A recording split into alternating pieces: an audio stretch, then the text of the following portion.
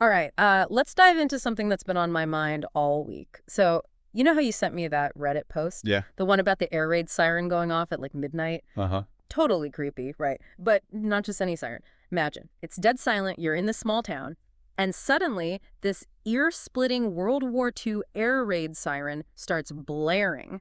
Not from the town's actual siren, which hasn't worked in decades, but from like a derelict World War II bunker. It's just so unsettling, and we're going to try to break it all down. It really gets under your skin, doesn't it? I mean, this sound just rips through the peace of this quiet town. Yeah. And it's a sound tied to a really traumatic past. What we want to do today is really trace how this whole event unfolded. Like, what were the key discoveries, the turning points that make this story so chilling? And honestly, just try to grasp what the heck happened. Exactly. And we've got a lot to work with. We have the original Reddit post, which gives us that firsthand account, plus tons of discussions and analyses that have popped up trying to make sense of it all. So, are you ready to unpack this terrifying mystery? Absolutely. Let's jump right in. Okay, so first things first. What was it about the siren that immediately told people that something was really wrong? Like, this Uh, wasn't just some prank. right. It's important to remember the town's actual siren was decommissioned in the late 90s. It wasn't even anywhere near this bunker. The old siren was out in the open, a familiar landmark, nothing scary about it. So when the sound, a wartime air raid siren, started blaring from this abandoned bunker in the middle of the night, it immediately felt wrong, out of place. It's fascinating, though, isn't it? The Reddit post mentions people initially assumed it was a prank, like someone just messing around with loudspeakers.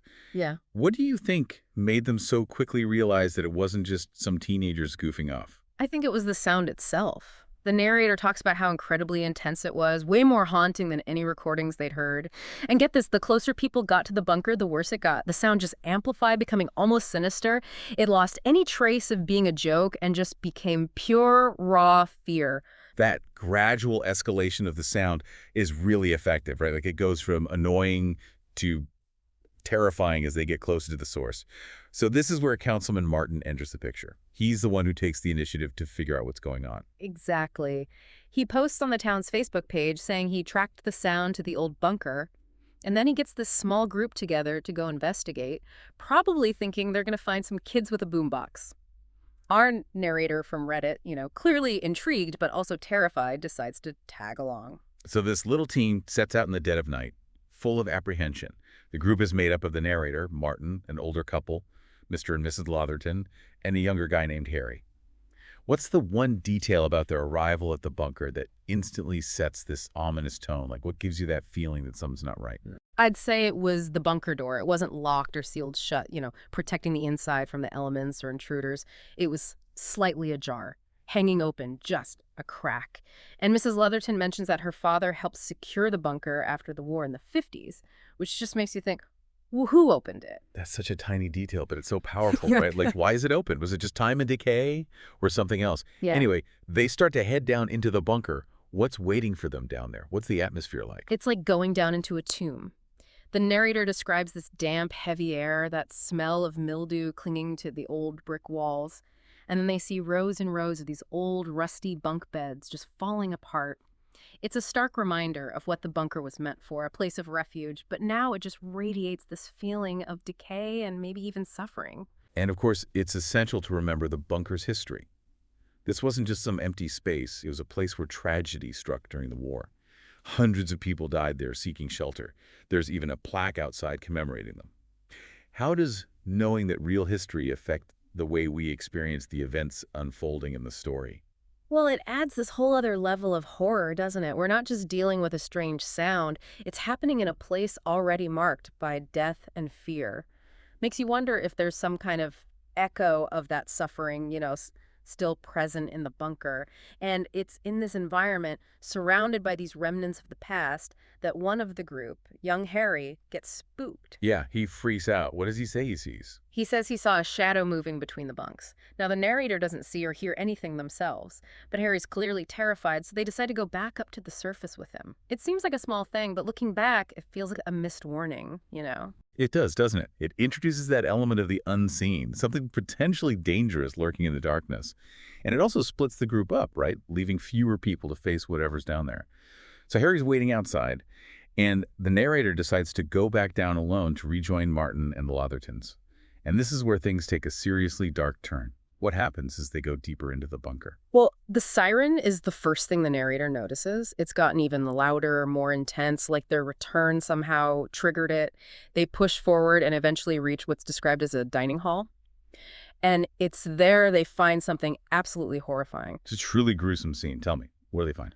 Under a tipped-over counter, they find Mr. and Mrs. Letterton. They're dead, and they've been brutally mutilated. Their faces are completely gone, gouged out. The narrator even mentions a really disturbing detail. Mr. Letterton's hand is still twitching. It instantly makes the situation real. This isn't some prank. This is real violence, real danger. It's a total shock, right? Completely changes the tone from eerie to terrifying in a heartbeat.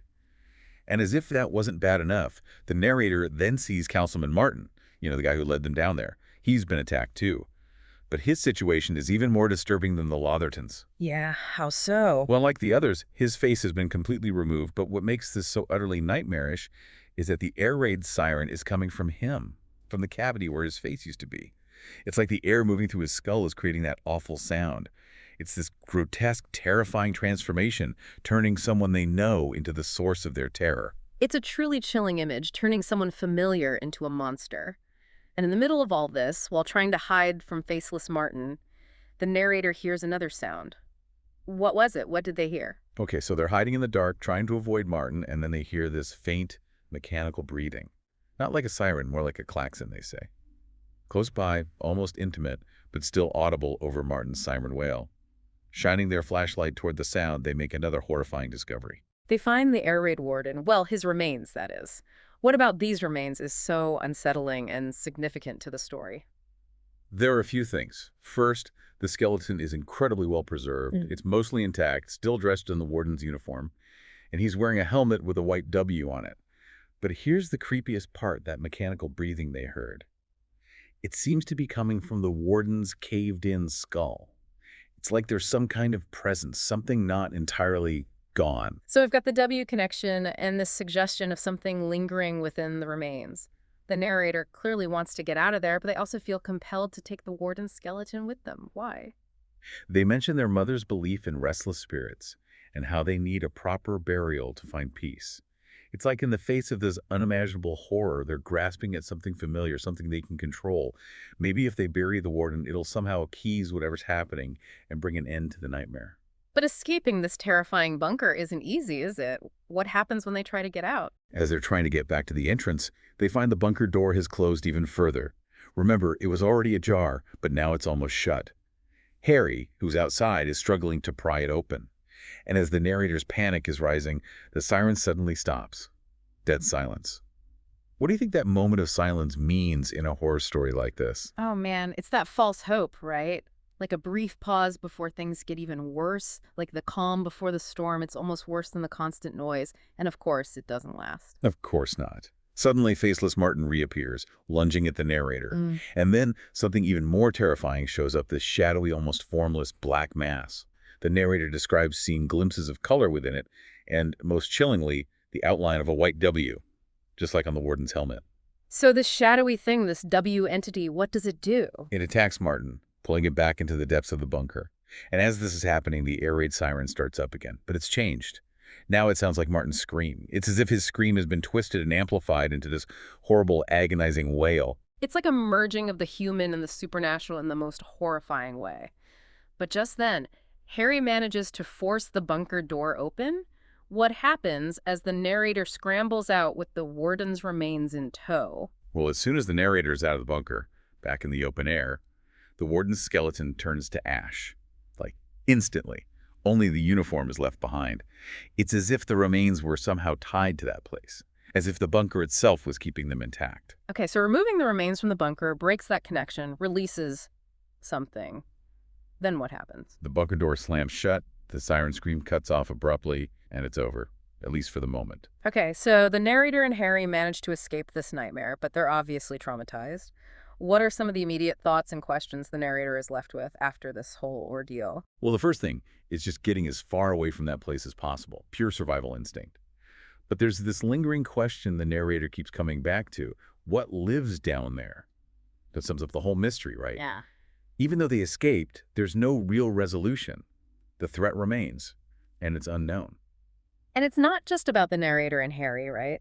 What about the town? How do you think this event might affect the community and their perception of that abandoned bunker? Oh, the impact will be huge. You can't just go through something like that and come out unscathed.